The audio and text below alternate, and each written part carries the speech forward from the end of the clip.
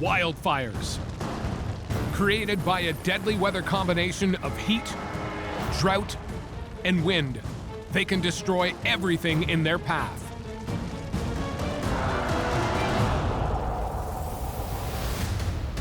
Go, go, go, go! These are the stories from people who work in extreme weather. Boom. We just lost a big window. It was just like a bomb went off. Oh. And nobody is coming to save you. And the storms they'll never forget.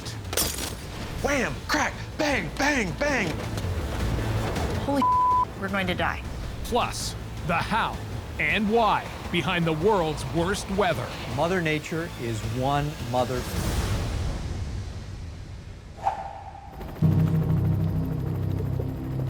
Extreme weather is ravaging the planet, now more than ever before. Hotter and drier climate conditions provide the perfect fuel to literally feed the fire. Around the globe, wildfires are growing larger, more numerous, and deadlier every year. We're looking at more wide and varied extreme events. That means potentially longer and more fearsome droughts and heat waves.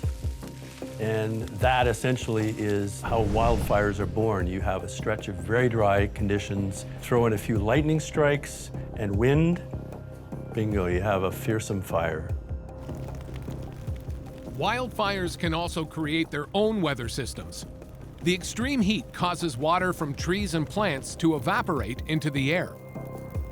This additional moisture then creates clouds that not only look like thunderclouds, they act like them too.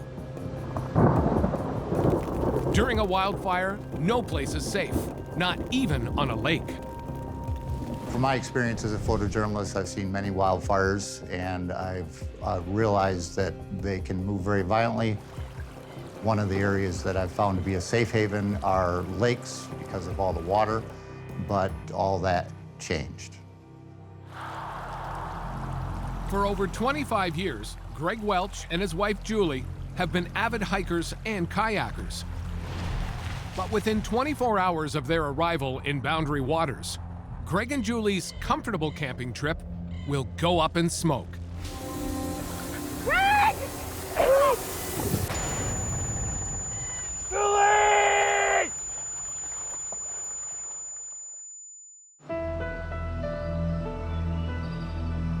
September 2000, a hot, dry, windy day. As Greg and Julie enter the park, they are greeted with an ominous sign. There was actually some smoke coming across the road, and there was some ash coming down from the sky.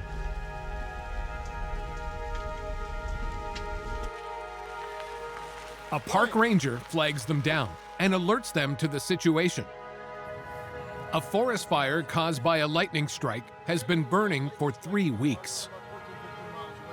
He wanted to know where we were going to make sure we were going to be safe, and he gave us some tips on areas not to go to, and basically told us that the fire was quite contained, was not moving rapidly at the time, and we should have no problems at all.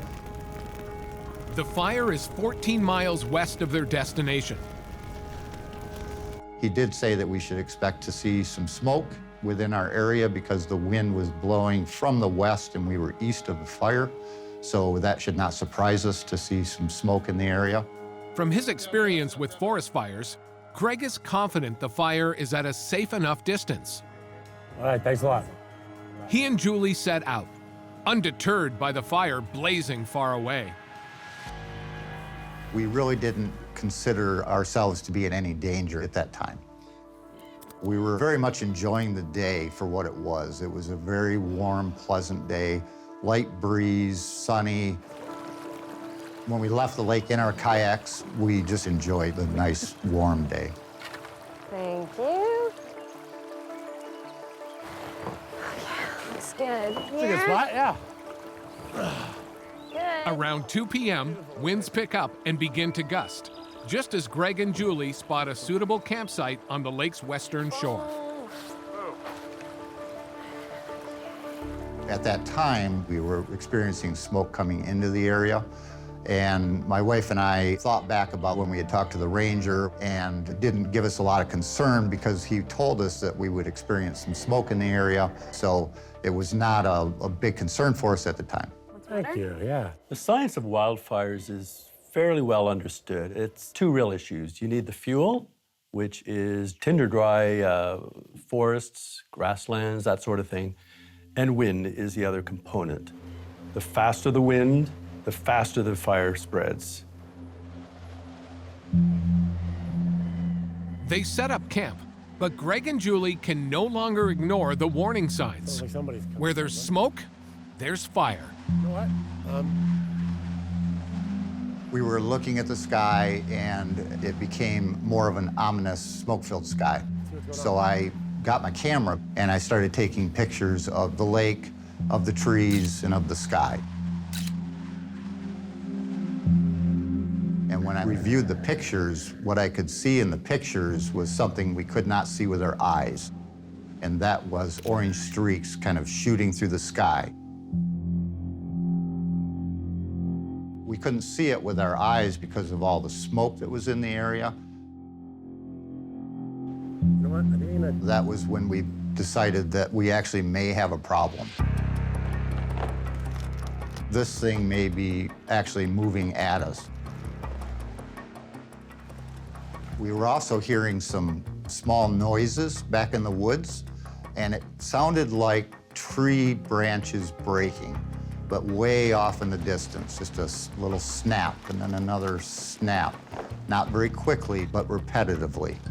So I told my wife I'm gonna run up to a little creek that was just north of where we were camping, and I was gonna look down that creek to see if I could get a better view of what was going on.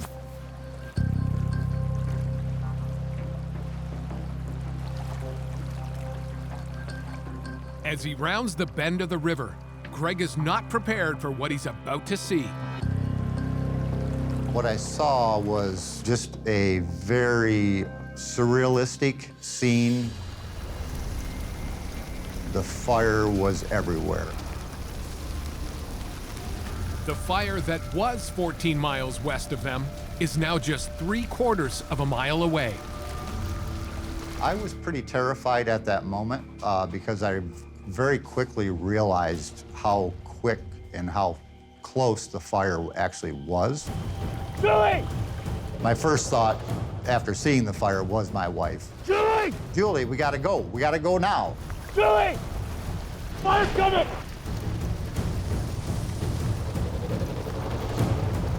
Those noises got much louder, and instead of tree branches breaking, now it sounded like trees breaking. Julie, we gotta go! We grabbed the last bag. As Julie heads to the kayak, Come on, let's go! Greg grabs her life jacket. You could really hear the fire coming through the woods now. It was very violent, very noisy, very dark and smoky, and very disorientating. I wasn't even sure I was going the right direction. You could definitely feel the heat, though. I brought the life jacket down to Julie and told her to go. And as soon as she left the shoreline, she disappeared into the smoke.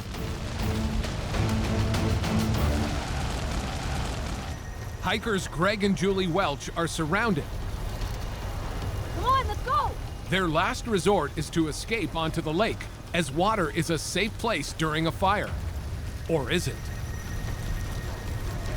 As I was still standing there on land, the fire actually came over the bank behind the smoke, and it literally was blowing over my head. Trees were lighting on fire all around me, and of course I knew at that point I needed to get away from the land, so I pushed off from shore and headed out into the lake. Julie loses sight of Greg and cries out his name. Greg! Greg! But the raging fire is louder than a screaming freight train. She was very concerned about me because she's witnessed the fire coming over the shoreline into the lake area. In her mind, she had thought I may not have made it at that point. I could hear her, but she could not hear me. Julie! Greg! And then as the smoke kind of lifted off the lake for a second, we could see each other. So that was a nice moment where we knew that both of us were okay. With the forest ablaze, Greg and Julie think they will be safe on the water. The wind that was pushing the fire was upwards of 50 miles an hour. Lots of ash in the sky, lots of soot building up in our eyes and our nostrils and our mouths. My immediate thought was asphyxiation from the smoke. It's kind of like being in a house fire without any doors to get out. Julie was in a separate kayak, and the smoke was kind of picked up off the lake for a second by the wind, and it actually blew her sideways and literally flipped her out of her kayak into the water. Julie!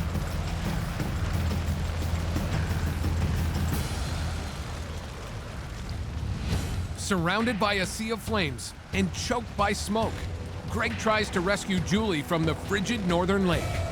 Julie, drop my paddle! But I couldn't do it because the wind was so strong, I couldn't get to her. So I jumped out of my kayak into the water to slow myself down. And in about 10 minutes' time, we were together again in the water, hanging onto the kayak. At that point, we kind of took in the scene around us, which now was just as black as midnight, full of smoke. Everything was on fire. No matter where we looked in 360 degrees around us, everything was on fire. It's the battle of their lives. 50-mile-an-hour winds continue to feed the killer blaze. Everything was totally engulfed in fire, so our thoughts were about staying out in the lake. But it took a lot of energy to do that because of all the waves and the wind. The water temperature was, 50 degrees. My wife was starting to shake uncontrollably. So we decided that we were going to make landfall because we were getting hypothermia. We could see a piece of land that looked like it had not been on fire. So I climbed up on top of the rock, pulled the kayak up on the rock, and as we were doing that, it started to rain. It was a very violent, strong downpour of water. The rain got stronger and harder and faster, and it actually felt more like buckets of water coming down on us than it did like rain showers. Very violent, very dramatic amount of water coming down. So it was a very intimidating night. What happened next took them by surprise. As quickly as the downpour started, it stopped. Without warning, everything changed. You very quickly realized that all the noise that was being produced by the fire that we had been experiencing for about an hour just stopped. I mean, instantly. And the smoke started to clear. The rain had actually put the fire out. As hot air rises above a wildfire, the moisture from burned vegetation condenses into rain clouds. Rainfall from these clouds can extinguish the very fire that created them. They survived the fire, but as a cold front moves in, will they survive the night? We decided that we needed to stay there on that land for the night. It was too late to go back from where we had started, and so we decided to make camp on that little strip of land. There was a dry bag, actually, that had rolled up on the same shoreline we were at, and in that dry bag was our only dry sleeping bag. So then we just kind of settled in and got into a dry sleeping bag. I had a camp stove that had survived the fire, so we used the stove for heat to heat our bodies back up. Greg and Julie spend the night. They are wet. They are cold. But they live to see morning.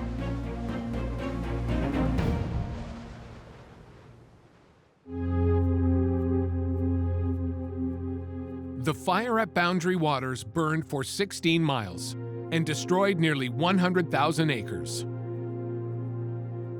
If you're in a forest, there's no safe distance to be away from a forest fire or wildfire, and that's simply because of their unpredictability. For Greg, who's been embedded with wildfire crews as a photojournalist, the experience gave him a new respect for the violent power of fire. Well, I learned to be more observant of any forest fire, no matter how far it is away from me.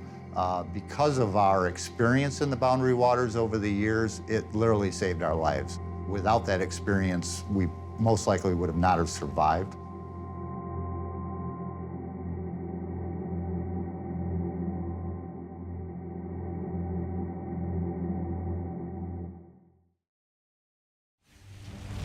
Fire can create its own weather systems, and weather itself plays a crucial role in the spread of wildfires. Hot days dry out trees, and dry winds propel fire. Nowhere more so than in California, where wicked winds of the west can create monster firestorms.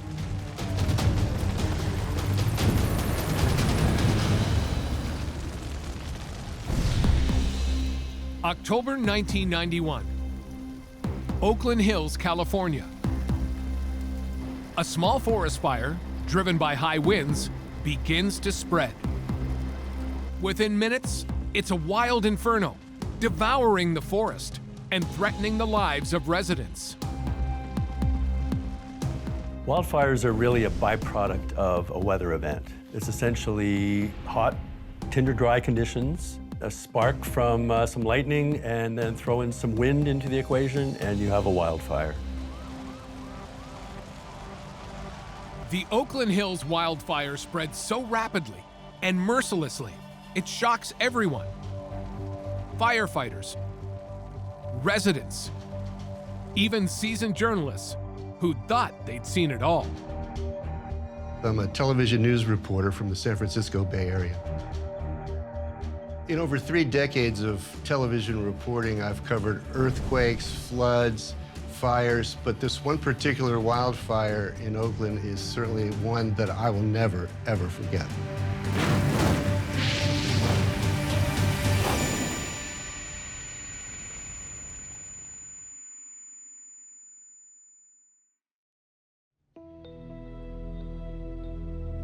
October 20th, 1991 was meant to be one of the best days in Rob Roth's life. Hey. Oh, thank you. That was the due date. My wife and I were expecting our first child.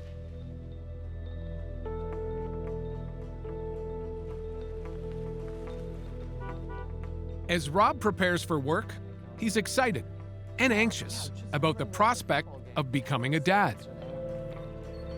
He and his cameraman head out to cover a routine story, the dying stages of a minor brush fire that firefighters had all but extinguished the day before.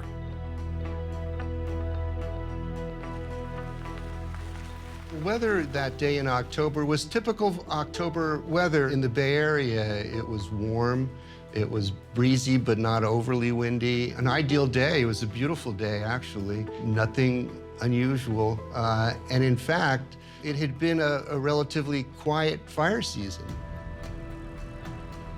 The idea was that we would do a story that said, hey, we had this small fire yesterday, but overall, it was a pretty uneventful fire season. Rob and his cameraman head up to the Oakland Hills, the site of yesterday's brush fire. In and around the San Francisco and Oakland Bay area is the combination of topography and the different air masses that influence the weather. What we've got is an area off to the east, the mountainous terrain, the Diablo Mountain chain, off to the west, the Pacific Ocean, a series of canyons and valleys that these winds flow from the Pacific down the mountain ranges. They can funnel, become stronger, down these canyons, down these valleys. And what this leads to actually is a lot of variability in the weather conditions in very short distances, what meteorologists call microclimates. So in one area, hot, dry conditions could be occurring, and yet maybe only a few miles away, much moisture and cooler conditions being influenced by the Pacific. When we got there, there was a crew of firefighters, and they were actually wrapping up. There was no sign of any stress or pressure or anything other than this fire's out, we can clean up and go back. In fact, I did a report standing right where the fire had been. That's how safe it was to be there at that point. Hello, I'm Rob Roth, and today we're back on the scene of a fire which began burning yesterday afternoon. Let's go have a closer look. And then the winds kicked up. And they were swirling winds, and they were increasingly more and more powerful.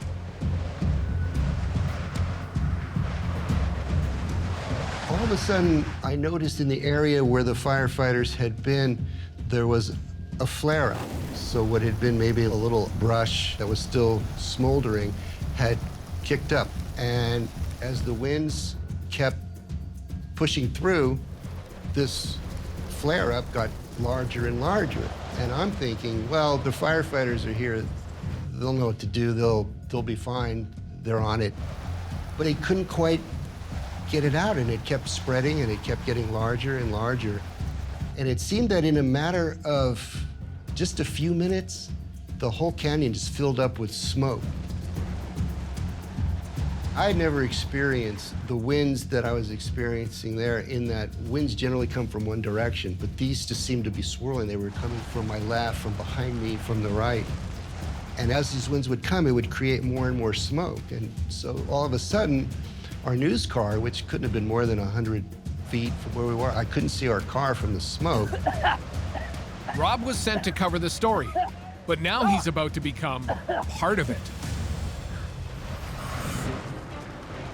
The fire is propelled by 70-mile-an-hour Diablo winds, warm gusts that blow in from deserts to the east.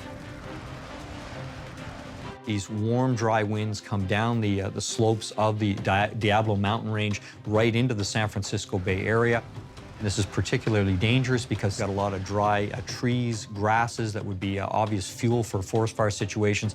Combining that with the hot, dry winds coming down from the Diablo mountain range, the Diablo winds, these can fan the flames, cause small brush fires to become much larger wildfires. The fiery air rises, creating a swirling updraft. When we have winds blowing, sometimes almost up to hurricane force, 70 miles an hour, 75 miles an hour, it's almost like a flamethrower or a blowtorch on these fires. The fire can spread very, very quickly. If you're not prepared, if you haven't been watching this fire, it can become a very, very dangerous situation. As fire grows and burns vegetation, it creates its own fuel, and in turn creates its own wind. The very definition of a firestorm. And if that happens, We continued to film. off of that ridge, it can actually... They were just coming from all directions, these winds. Smoke was filling the air. You could sort of feel this getting away from the firefighters. It just wouldn't go out, and it just kept getting larger and larger and spreading. You really couldn't see very far because of the smoke, but you could kind of tell that, you know, it was well beyond what the firefighters were able to handle. It was as if gasoline was being poured from the sky. As these winds would come in, you'd get these whoosh, this gust of flame that would just shoot up, and then a new fire would pick up. It was very scary.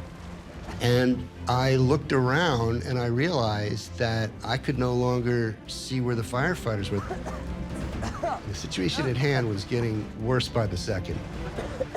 We knew we were in trouble, and there was a certain amount of fear that was starting to build up.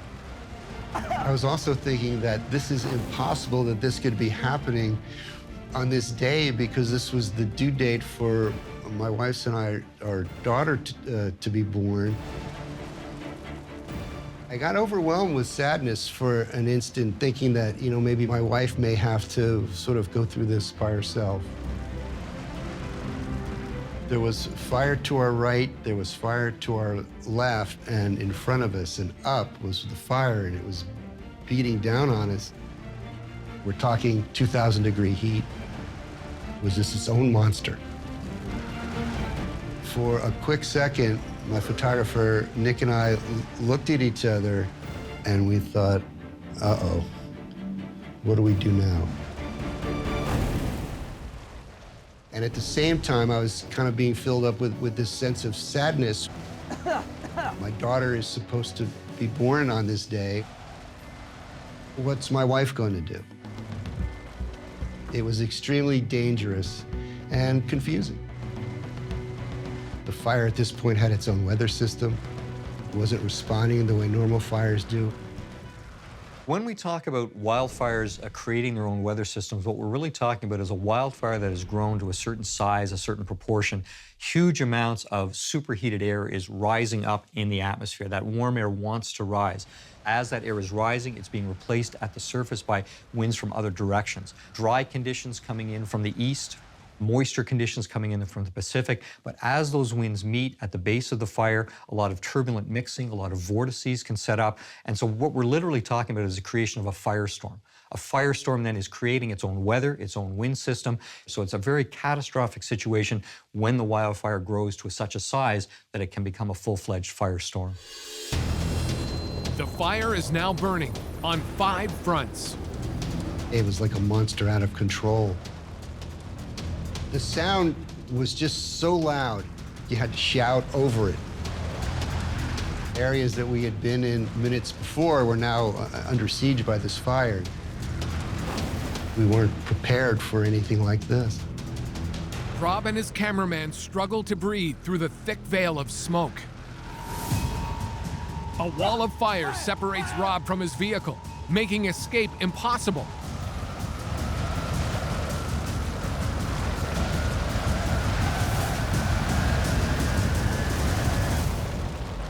Just when he thinks there's no way out,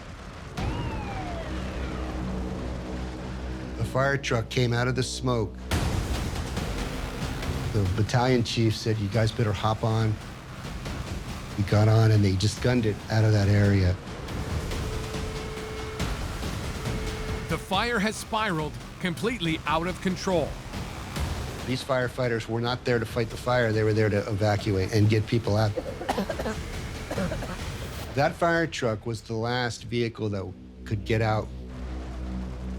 If that fire truck had not come when it did, I'm sure I wouldn't be sitting here right now.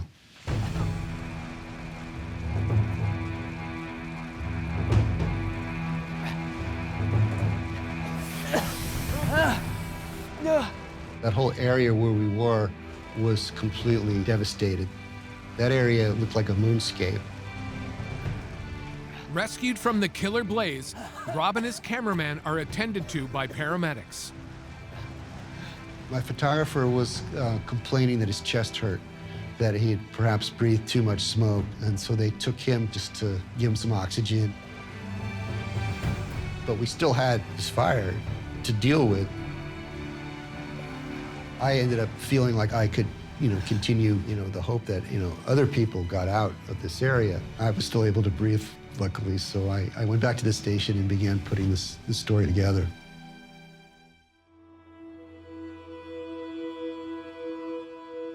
The fire killed 25 people and wiped out nearly 3,500 homes. It was one of the deadliest fires in California's history. For Rob, memories of the Oakland firestorm are both painful and poignant. At one point, the battalion chief, James Riley, had gone to help a woman who was in some distress up in the hills. They found his body next to her body, and it appears that they were struck by power lines that had come down. And he was killed on there, probably within several minutes of him telling us to get on the truck. He was gone. His funeral was 8 days later, and it was 8 days later that my daughter, Casey, was born, and I couldn't go to his funeral because of that. But I remember thinking just that I'm forever grateful that I was able to be there when she was born. And it was, thanks to Chief Riley and his crew. This fire had a very deep effect on me personally. It took something as deeply emotional as my baby being born to sort of get me out of the sadness that I'd been feeling about what had happened at this fire and to Chief Riley. The Oakland firestorm changed the way Rob covers wildfires, no matter how non-threatening they may appear. A fire can change on a dime. This was way beyond anything that I had ever experienced before. This is definitely a day I will never forget.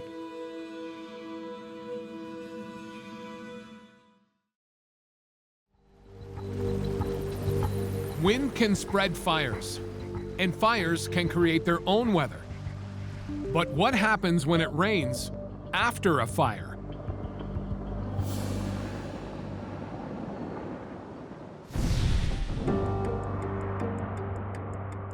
Known for its location and climate, California has seen fire and it has seen rain.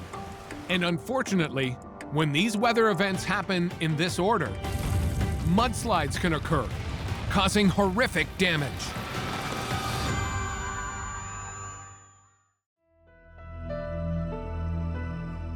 Daniel Dreyfus is a photojournalist who's traveled the world, capturing incredible stories. I've seen some pretty extreme things in my career. Over the past 12 years, he has witnessed destruction in all types of environments, from deserts and jungles to wildfires and urban centers.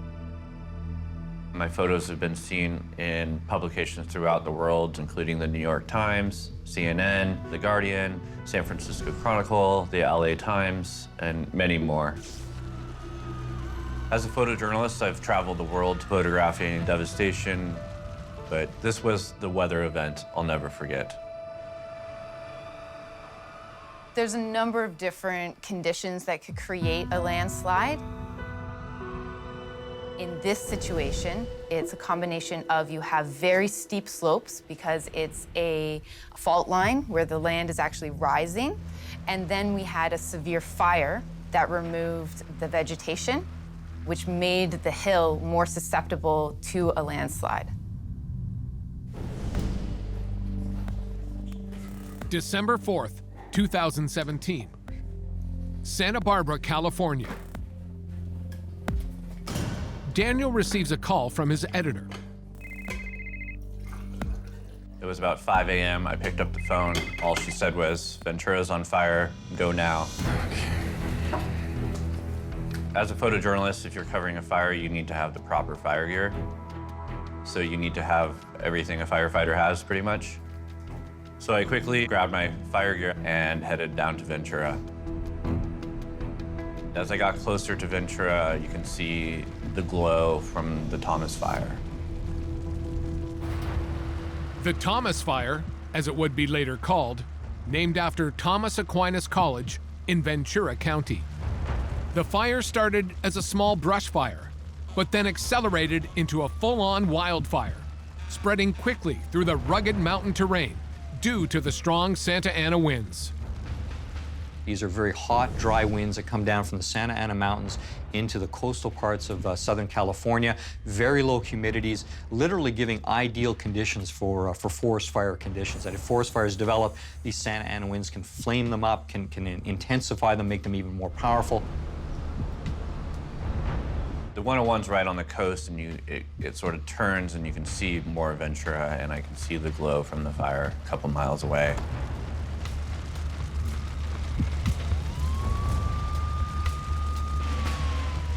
All of downtown Ventura had been evacuated. The fire was 2 blocks from down Main Street. There was a lot of destruction. There was a lot of houses on fire, apartment complexes were on fire, and there was a lot of fire trucks. I look for people trying to get out. I look for firefighters fighting the fire. The smoke is a huge factor when you're out covering a fire. I mean, if you don't have goggles, you don't have a mask, it can get really difficult to breathe. There's a lot of smoke. So it's physically draining. I was covered in soot all over my face, my hands, my camera gear gets pretty beat up sometimes. There was an elderly couple. Hey, you okay? And they were telling me that the home was over 100 years old, and they have owned it their entire life and just passed it down to their daughter and her family. And the woman was just devastated. I mean, that's all I could do, photograph it and tell her story. Being able to tell those stories is important. Without photojournalists or videographers, there aren't fundraisers, there aren't people to help without the knowledge. These are downslope winds. These winds can accelerate as they come down. They're warm winds, compressed as they slide down that slope. The other concern we have is an inversion in the atmosphere. A layer of warm air above the ground keeps that air sort of very stable, trapped in the lowest layers, almost ducts the air, funnels that wind down towards those lower elevations.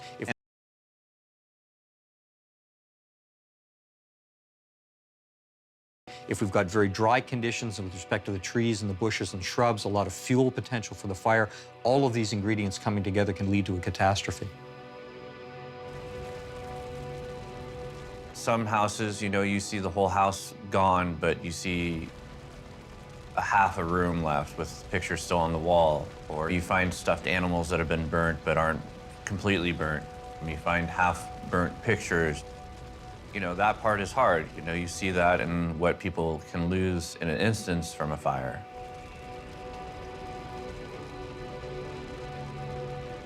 So seeing this, I mean, it was difficult. It was very difficult. But, trying to separate that and focus on photos and trying to capture what's happening is important as well. The main driver behind the Thomas fire in terms of how quickly it spread and the amount of acreage that it ended up burning up was, again, back to these Santa Ana winds. Wind speeds of 65 miles an hour, fanning these flames. What we're talking about is these winds, the capability to add air into the fire, the fuel that drives the fire, and also then driving the fire forward into unburned areas, tilting the flames towards the unburned areas, almost like a flamethrower or a blowtorch, sending embers farther downstream into where there are unburned areas, causing those areas to catch. So that, again, main factor here for how big the fire was, how damaging it was these Santa Ana winds.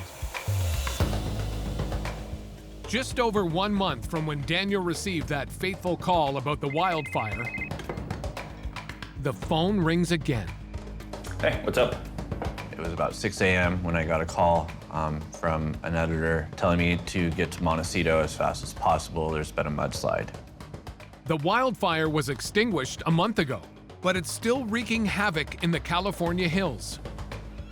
The flames had destroyed plant roots that stabilized the soil, creating the perfect conditions for a mudslide. So I jumped in the car and tried to drive to Montecito, only to encounter numerous roadblocks and people telling me that I can't drive on the 101 because it's been flooded. In common practice, we refer to them as mudslides, but it's more than just mud. There's debris, large objects that can get transported, and so a more correct term would be landslide. What's happening in a landslide is that the soil on a hill is being mobilized and it's moving. So the land is actually moving with the water down the hill and then being deposited somewhere else. I really had no idea what to expect. When I got to the first location, I realized how bad it was. This isn't just a mudslide. I mean, the whole mountain came down. Geological Survey estimates that 25 to 50 Americans are killed on average each year as a result of landslides. This is more than earthquakes.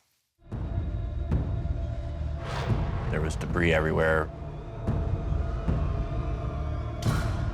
The entire street, cars, debris, everything was under 2.5 feet, 3 feet of mud.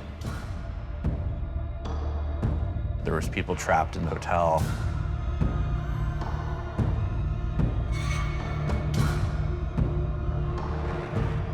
It was surreal because the editor kept telling me to go to a retirement home that was up that street And I kept telling him, like, I physically cannot go there.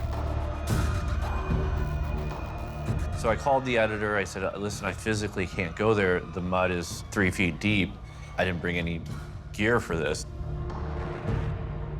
And so our conversation was, can you go here? And I kept saying, I physically can't go there. Daniel, like almost all of the Shock residents in the area, could not fully comprehend what had happened during the early morning hours of January 9th. While residents were sleeping, at approximately 3:30 a.m., half an inch of intense rain fell within a 5-minute period, creating a natural disaster. That's extremely intense. In most of North America, a very rainy day would be maybe an inch of rain. So to have that amount of water concentrated in such a short period is a very extreme condition. In addition to the rain, it was the conditions left by the previous month's wildfire that allowed water to flow without barriers. The fire leaves behind it a thin layer of ash, and that ash is very quickly mobilized, and that then leaves the soil completely exposed. And raindrops, when they hit that bare soil, they can disturb it. It kicks it up almost like a mini bomb, and then redisperses it very smoothly, and this creates a surface crust. So that surface crust prevents water from infiltrating into the soil like it would normally. And instead, it's trapped at the surface, it accumulates, and then becomes overland flow. That small amount of sheet flow, as it moves down, gets bigger and bigger, and as it increases and concentrates, it has a lot of energy, and that allows it to pick up and displace progressively larger objects as it moves down the hill. In this case, it's not the water that causes the destruction, it's the debris and the material that comes with it. Materials such as vegetation, cars, houses, and boulders.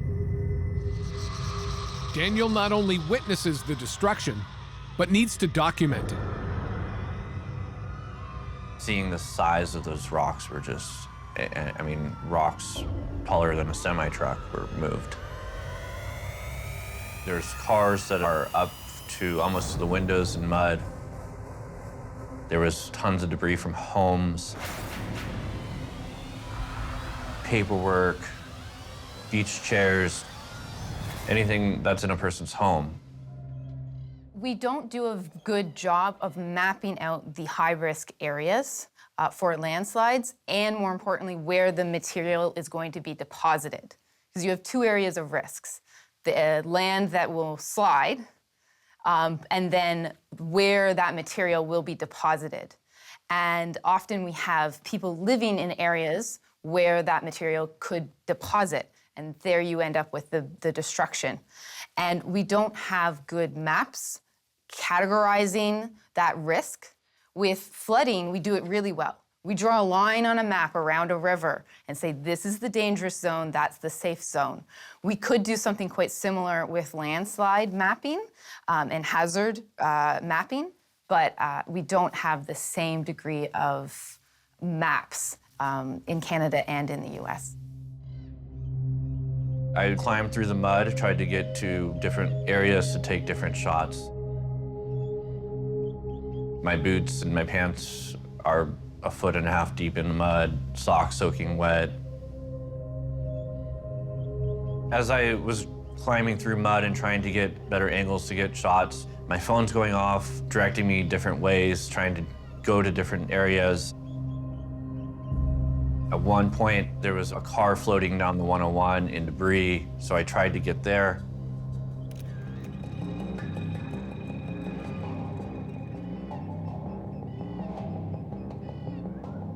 There was a search and rescue team from Fresno, and so I went with them, searching cars, poking holes, trying to find bodies or survivors. I was so focused on trying to get photos and trying to figure out where to go that I didn't have time to think about my own safety. Hiking through the mud and seeing some of these houses, It really was surreal. To see a two-story house that had moved 50 feet from where the foundation was is unreal. Seeing houses covered in mud up to the second story and watching search and rescue teams go in is hard to watch. And it's emotionally draining. You're trying to piece it together and like how an event like this could really happen, and within an instance. The Thomas Fire destroyed 1,063 buildings, over 281,000 acres of vegetation, and caused 2 fatalities. Its aftermath led the way for the Montecito mudslide, which leveled 65 homes and killed 21 residents.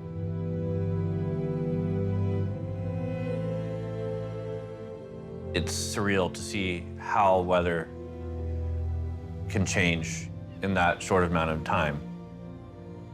We need to have better mapping so that we can protect residents. I think it also speaks to the impact that climate change may have on our communities, because in many areas we are expecting to have more severe fires in the future as a result of drier winters and warmer conditions. And at the same time, we are expecting to have more intense rainfalls. And so the risks for landslides like the one that was experienced in this case are going to stay with us and in fact, maybe even become more likely in the future.